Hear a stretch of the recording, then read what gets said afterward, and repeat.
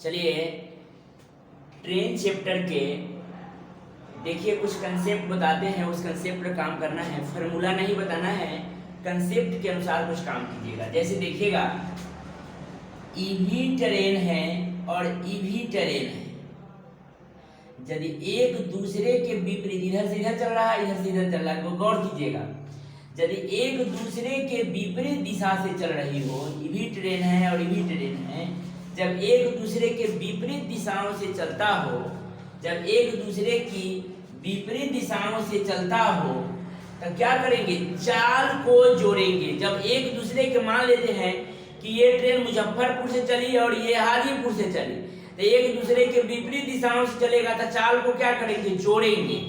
और लंबाई को क्या करेंगे, ऑलवेज लंबाई जुटेगा, चाहे डायरेक्शन कुछ भी क्यों ना हो, ट्रेन की लंबाई ऑलवेज जुटेगी और चाल को दिशा के अनुसार काम करेंगे। यदि दिशा विपरीत हो तो चाल जुटेगा और सेम दिशा हो तो चाल घटेगा, और चाहे डायरेक्शन कुछ भी क्यों ना हो, ट्रेन की लंबाई ऑलवेज जुटेगा। जैसे देखिएगा, जैसे इसका गति है 50 किलोमीटर प्रति घंटा और इसका गति है 60 किलोमीटर प्रति घंटा, इधर से चल रही है और ये इधर से चल रही है, तो इसका रिलेटिव स्पीड काउंट करेंगे कितना, 110 किलोमीटर प्रति घंटा, 110 किलोमीटर प्रति घंटा, बड़ा बड़ा लिखना है। देखिएगा 110 किलोमीटर प्रति घंटा। अब यदि ये ट्रेन की लंबाई है, ये 500 मीटर है और यह 300 मीटर है, 300 मीटर है और यह 500 मीटर है, ये T1 है और यह T2 है, मतलब चाल हम क्या किए हैं, जोड़े हैं। कहाँ है, जब दिशा विपरीत था इसलिए जोड़े हैं। और लंबाई को हमेशा ऑलवेज कथी करवाई, जोड़ेंगे। क्या करेंगे, जोड़ेंगे। द रिलेटिव स्पीड, इसकी लेंथ हो जाएगा, डिस्टेंस हो जाएगा इसका 800 मीटर, जिसमें आ गया T1 प्लस T2, दोनों का लेंथ आ गया। ध्यान रहेगा, अगर ये मुजफ्फरपुर से पटना के लिए चला और ये भी मुजफ्फरपुर से पटना के लिए चला, इसकी गति है 40 किलोमीटर प्रति घंटा, इसकी गति है 30 किलोमीटर प्रति घंटा, तो इस समय क्या करेंगे, रिलेटिव स्पीड करेंगे हम, घटाएंगे 10 किलोमीटर प्रति घंटा। मान लेते हैं कि पहली ट्रेन की गति है 100 मीटर और दूसरी ट्रेन की भी गति है 200 मीटर, तो क्या करेंगे, लंबा रिलेटिव स्पीड, चाल को हम दिशा सेम था तो घटाए हैं और दिशा विपरीत रहता तो जोड़ते, और लंबाई के 100 मीटर और 200 मीटर, चाहे डायरेक्शन कुछ भी क्यों ना हो, ट्रेन की लंबाई ऑलवेज जुटेगा। तो 300 मीटर की लंबाई कुछ रहे, एक दिशा में जाए चाहे विपरीत दिशा में जाए, अगर विपरीत दिशा में जाए तो ट्रेन की चाल को जोड़ेंगे, और एक के दिशा में जाए तो चाल को घटाएंगे, विपरीत दिशा में आए तो चाल को जोड़ेंगे, और एक के दिशा में जाए तो घटाएंगे, और चाहे डायरेक्शन कुछ भी क्यों ना हो, ट्रेन की लंबाई ऑलवेज जुटेगा। ध्यान दीजिएगा, इसी कंसेप्ट पर पूरा ट्रेन चैप्टर खत्म हो जाएगी। अब जरा देखिए, अब एक और बात होती है कि यदि ये इसको समझ लीजिएगा, अब इसमें देखिए दूसरा बताते हैं इसी का कंसेप्ट, देखिएगा। अब इसमें एक और बात होती है, ये तो पेन नहीं है, जैसे मान लेते हैं कि यदि ये ट्रेन जा रही है और एक आदमी को पार कर गया तो अपना लंबाई पार किया, खंभा को पार किया तो अपना लंबाई पार किया, रुके हुए गाड़ी को पार किया, गाड़ी मतलब मोटरसाइकिल, बस, ट्रक, उसके सामने में नगण्य होती है, तो ट्रेन अपनी ही लंबाई को पार करेगी। यदि यही ट्रेन जाएगी एक गुफा को पार करेगी तो अपना प्लस गुफा मतलब दोनों की लंबाई पार करेगी। यह ट्रेन एक चलती हुई रेलगाड़ी को पार करे चाहे रेल रुके हुए रेलगाड़ी को पार करे, मतलब कहने के मतलब है डिस्टेंस वाले ऑब्जेक्ट को पार करे तो दोनों को लेंथ को योगफल को पार करती है, और नॉन डिस्टेंस वाले ऑब्जेक्ट को पार करती है तो सिर्फ अपना लंबाई पार करती है। मतलब हम प्लेटफॉर्म पर रुके हुए हमको पार कर दिया तो ट्रेन अपनी लंबाई पार किया। अगर वही ट्रेन एक गुफा को, गिरे हुए खंभा को, गिरे हुए पोल को पार करे तो अपना लंबाई प्लस पोल की लंबाई, और यदि खंभा को पार करे तो सिर्फ अपनी लंबाई पार करता है। ध्यान दीजिएगा, डिस्टेंस वाले ऑब्जेक्ट रहेगा तो जोड़ देंगे और नॉन डिस्टेंस वाले ऑब्जेक्ट रहेगा तो सिर्फ ट्रेन अपनी लंबाई पार करती है। बस इसी कंसेप्ट पर आपका ट्रेन चैप्टर पूरा खत्म। जैसे देखिए क्वेश्चन नंबर 1 से, चलिए देखिए यहाँ 120 मीटर लंबी रेलगाड़ी एक प्लेटफॉर्म पर खड़े एक व्यक्ति को 10 सेकंड में पार कर जाती है। जो बात के बोले हैं सारी बात को उपयोग इसमें होगा, इसलिए अगर नहीं समझे हैं तो फिर से वीडियो को शुरू से देख लीजिए और फिर से कीजिए। एक ही मतलब 2-3 मिनट के कंसेप्ट पर आपको सारा चैप्टर खत्म हो जाएगा। देखिएगा यहाँ सारा चैप्टर नहीं, ट्रेन चैप्टर खत्म हो जाएगा। इसका डिस्टेंस दिया है 120 मीटर, कै सेकंड में 10 सेकंड में पार कर जाती है। तो सवाल में कहा इसकी चाल बतलाइए। तो चाल बताने के लिए ट्रेन की चाल किलोमीटर प्रति आवर में भी होता है, मीटर प्रति सेकंड में भी होता है। मतलब जिस आधार पर आपके साथ क्वेश्चन मिलेगी, अगर ऑप्शन में मीटर प्रति सेकंड में दिया हुआ रहेगा तो चाल मीटर प्रति सेकंड में भी होता है और किलोमीटर प्रति आवर में भी होता है। मतलब क्वेश्चन के अनुसार काम करिएगा। यदि क्वेश्चन में मीटर प्रति सेकंड में दिले है तो कुछ करने की 0 से काट देंगे, अब 12 मीटर प्रति सेकंड इसकी चाल हो जाएगी। अगर चलिए ठीक है, नेक्स्ट क्वेश्चन।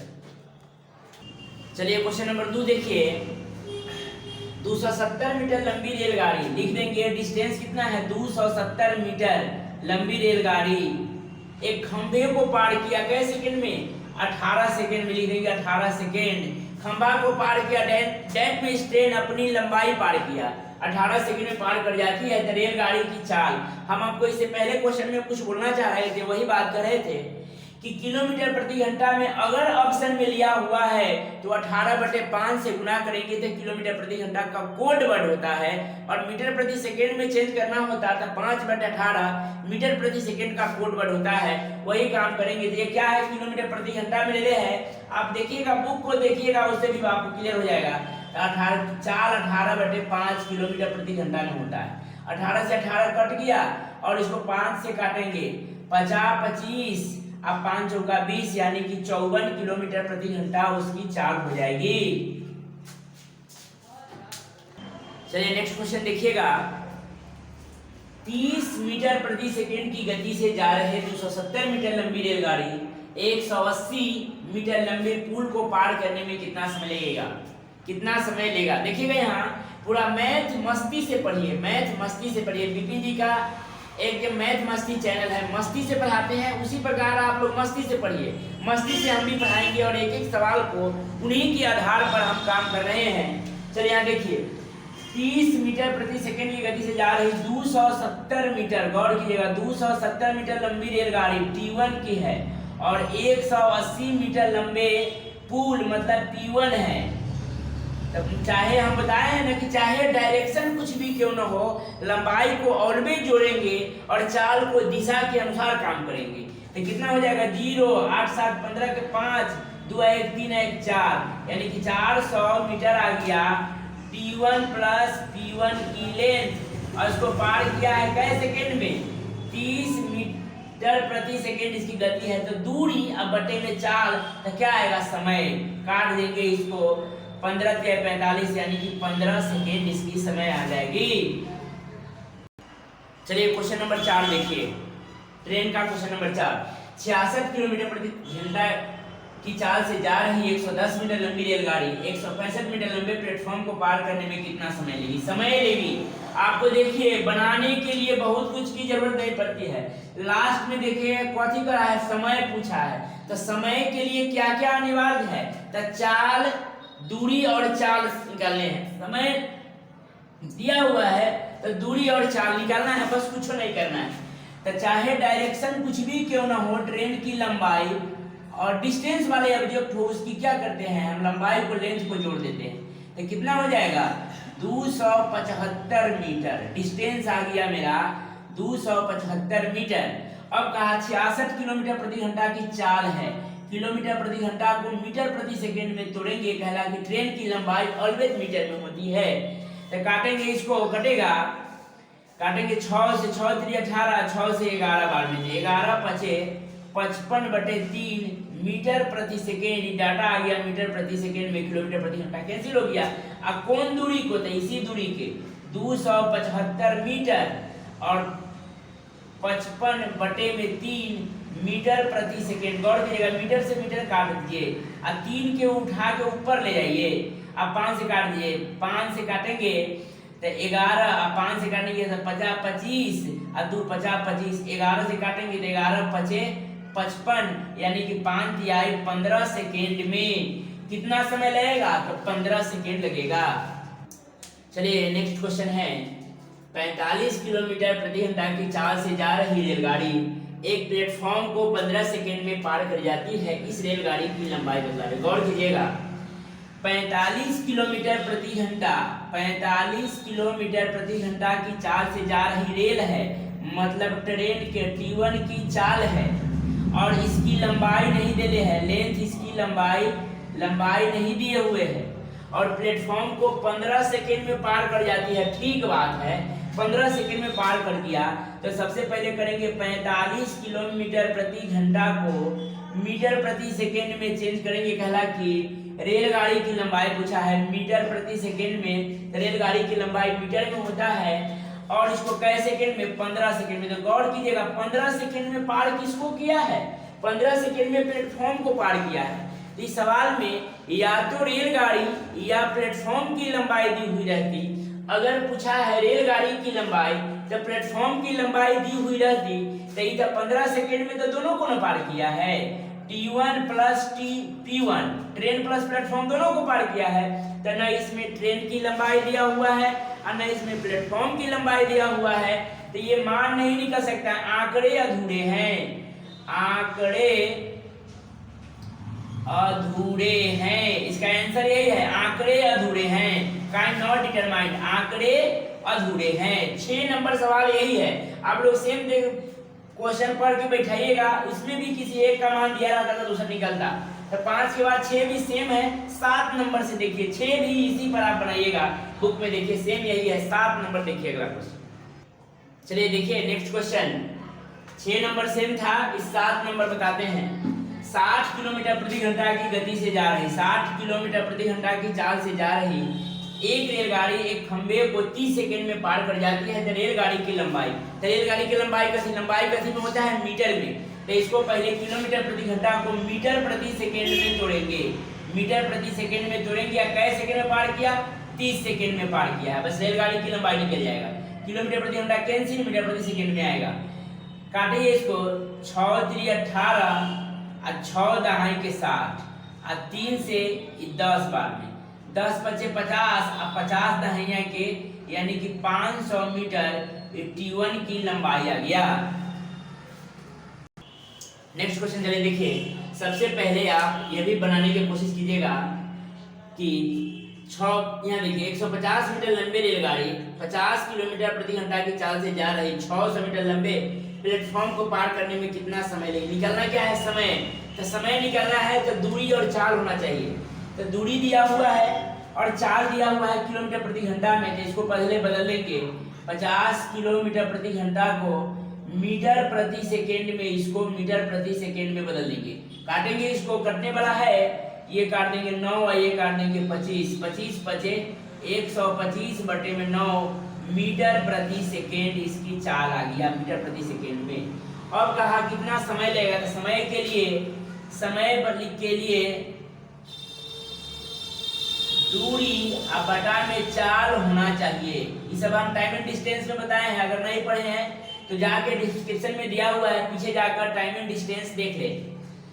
समय, दूरी, चाल सब लिखा है। समय के लिए दूरी और चाल होना चाहिए। तो दूरी देखिएगा, 600 मीटर के प्लेटफॉर्म है और 150 मीटर के ट्रेन है। चाहे डायरेक्शन कुछ भी हो, ट्रेन की लंबाई डिस्टेंस वाले ऑब्जेक्ट को जोड़ते हैं तो 750 मीटर, इसकी चाल है 125 मीटर प्रति सेकेंड। 125 बटे 9 मीटर प्रति सेकेंड। 9 को हम ऊपर ले जाएंगे, 9 ऊपर कर दिए, 25 से कर ले, 25 5 और 7 चौका 28 और 2 30, 25 से 30 बार में, और 5 से 5 6 30, 9 6 54 सेकेंड, यानी कि 54 सेकेंड में पार कर जाएगी।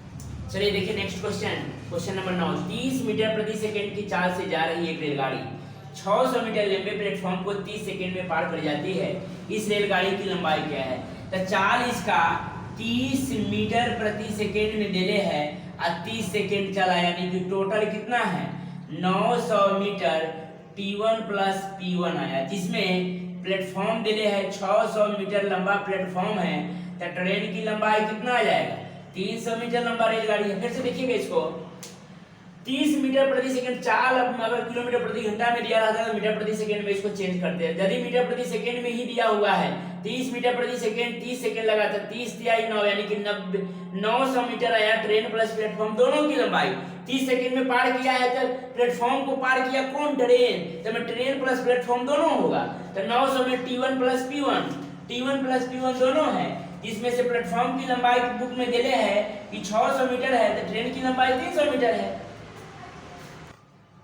चलिए नेक्स्ट क्वेश्चन, 45 किलोमीटर प्रति घंटा की चाल से जा रही 130 मीटर लंबी रेलगाड़ी, गौर कीजिएगा, ये 45 किलोमीटर प्रति घंटा की चाल से जा रही है, जिसकी 130 मीटर की लंबाई है, T1 की लंबाई या T1 की चाल है।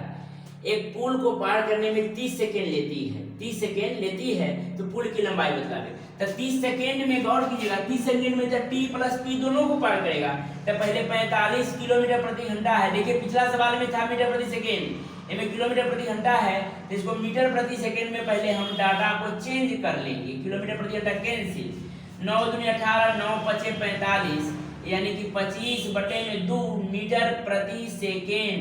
अब कौन दूरी अब आगे, तो वही 130 के, यानी कि डिस्टेंस है 130 मीटर, इसको 25/2 मीटर प्रति सेकेंड 2 को ऊपर ले जाएंगे और इसको कटेगा पुल की लंबाई निकालने के लिए। क्या एक पुल को पार करने 30 सेकेंड ले रही है, तो पुल की लंबाई बतला दे। अब इसको काटेंगे, 25 से 50 25, अब 5 से काट देंगे, 5 दूना 10 और 5 छक 30, 5 छक 30, 26 दूना 52, अब बटा में 5। क्या पूछा, लंबाई पूछा है, कुछ क्वेश्चन में गलती है। 45 किलोमीटर प्रति घंटा की चाल से जा रही रेलगाड़ी 5/18, इसको तोड़ दिए, 130 मीटर लंबी रेलगाड़ी एक पुल को पार करने में कितना समय लेगी। तो सबसे पहले गलत कर दिए हैं हम, 30 सेकेंड के काम ही नहीं किए हैं। यहाँ देखिएगा मीटर प्रति सेकेंड इसको आ गया था 30 सेकेंड, तो 30 सेकेंड में यहाँ गुना कर देंगे, इसको 2 से काट लेंगे तो 15 आएगा, 15 गुने 25 करेंगे तो 25 दहाएंगे 250, अब 25 पचे 125, तो 250 और 125, तो 375 मीटर आया T1 प्लस T2, जिसमें 130 मीटर के ट्रेन दिले है, 130 मीटर लंबी के ट्रेन है, तो प्लेटफॉर्म कितना आ जाएगा 5 4 2 में से 3 में से 2 गया था, 3 में से 1 गया तो 245 मीटर के प्लेटफॉर्म आ गया। फिर से देखिएगा इस सवाल को,